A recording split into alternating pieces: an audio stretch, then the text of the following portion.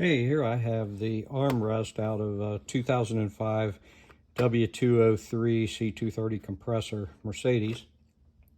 And this is one of those things that has this weird ability to be able to open from either side. It's kind of a cool design, but I've had some problems here. As you can see, the plastic has been cracked away there and down here, and makes for a very loose fit. So this, even when it's closed, is very sloppy and doesn't really work properly. So today what I'm going to do is I'm going to show you how to take this top off, and then I'm going to do some plastic welding using my soldering iron to try to put the piece back. And unfortunately, I don't have both pieces. I've only got the one for this one side over here, but I can get that back on. Of course, it'd be nice if I had both sides, but I didn't find it in the car. So anyway, to get this off, what you have to do is we'll have to be able to push this bottom button while the piece is open. So I discovered how you do that. The very first thing you do is you need to grab this little arm down here. See this arm? There's an arm on both sides of this thing. There's one out here and one there. If you push them both together at the same time, then the button that was depressed will pop out. So now what I can do is I have to hold this little interlock down, and then I can reach around here and push while I'm holding these both all the way down, all the way into their downward position.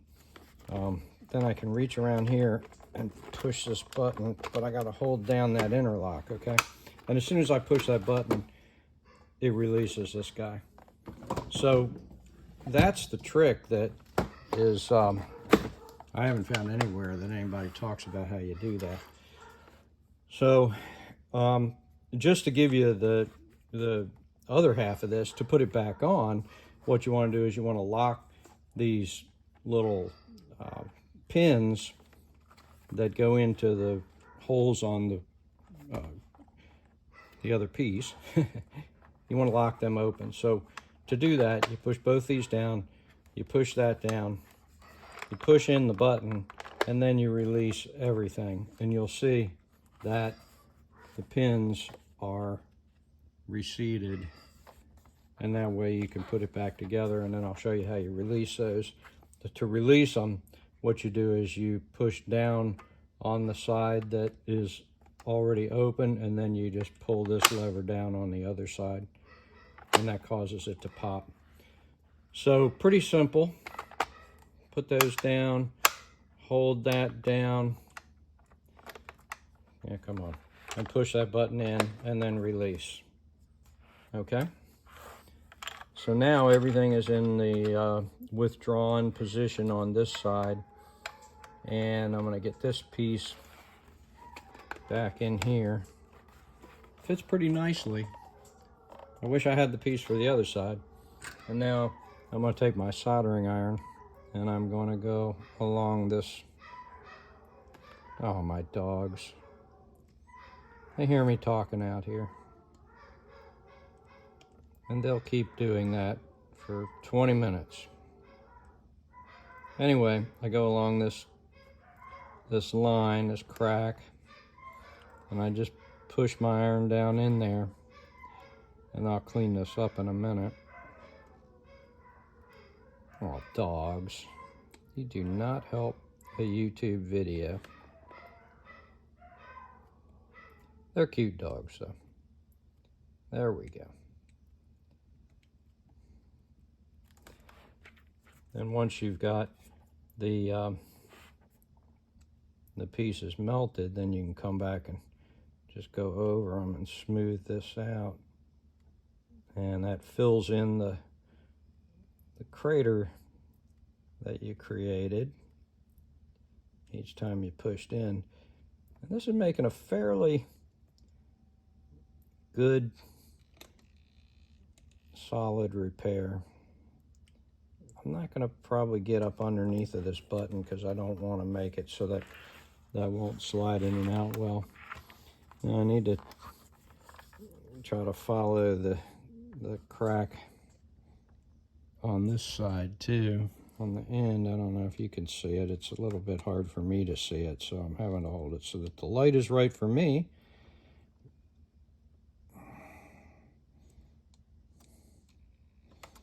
And let's go ahead and push this in here and stitch this line.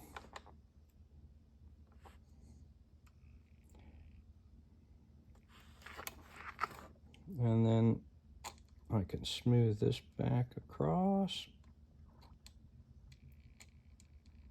And you know, you're going to be able to tell that it was welded. It's not going to look like a molded, beautiful surface. But, hey, going to fix it.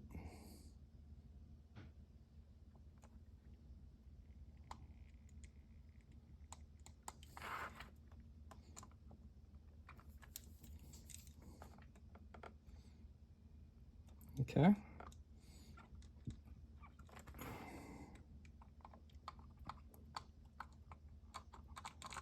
There we go. That's not bad. Now, let's pop that. Okay, so we push this one down, we push the opposite one, and it pops right open.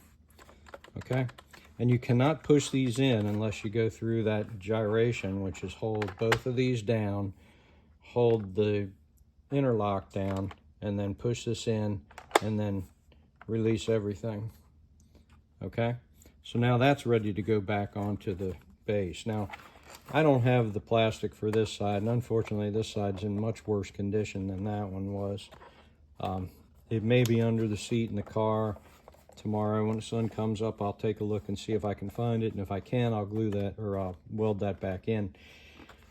But just so you know, I did actually buy a replacement one of these off of eBay, and it was over $100. So, you know, this might be a fix that you want to try on yours if you have a similar situation. So let me show you how you put it back onto the box. So when I bought my replacement, it came as an entire unit. And I didn't feel like I did not feel like trying to figure out how to get all this out. So I had already figured out how to take this off, which I have not found anybody with YouTube videos on how to do this. Let's see, I guess I better put it on. Which way? Yeah, that's the front. Okay. Yeah, it goes on like this. So what you do is you get this to where those pins are going to line up with the holes. Okay, and I'm going to lay it down. I'm going to lay it down like that, which you won't do in the car. You'll have to do it the other way. But I'm going to leave those two things down there, and then I'm going to try to pop this. Okay, well, it is released, but the pins aren't in the holes. So now we have to wiggle it. Ah, did you hear that? We wiggle it to get the pins to go into the holes. Unfortunately, it didn't release in its entirety. It released in the back, but the front has... Ah, there it is. Okay. So that just snapped in, and now it's there. Now, the problem here is you can't close it unless you come in here and push this button in. So to do that, you can close this partially, and that'll pull the lever down a little bit for you so you can get your fingernail under it. Hold that lever down, hold this lever all the way down, hold the interlock all the way down, push the button, and release. And now it closes normally. So now it opens to this side, or it opens to this side, just the way it's supposed to. Okay, but that little trick with the buttons is key to being able to do this job. I've seen on forums where guys say, oh, you got to just brute force it. No, do not brute force it. I suspect that that's how that got broken as well. And then here's another thing that I discovered is that this whole thing pops up in the car, and when you pull up on this lever and pull the thing forward, well, what that causes is for these two interlocks to withdraw. So there's a button right here. I don't know if you can see it. Let me pop it back out there. See this button?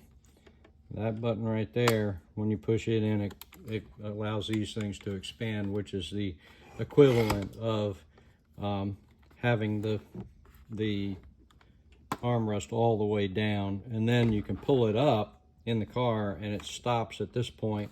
And then as you raise this, you see those levers pull in, and that's how you can open the whole thing. So this one is like half fixed. If I can find the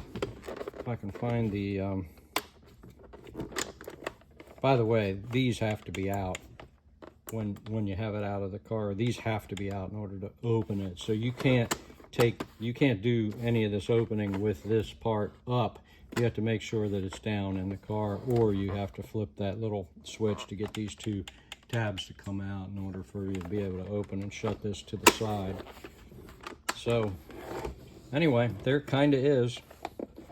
Like I say, if I can find that piece in the car tomorrow, then I could weld that in over here, and that's a pretty good, pretty reliable fix right there. I suspect that wouldn't give me any problems for a long time to come.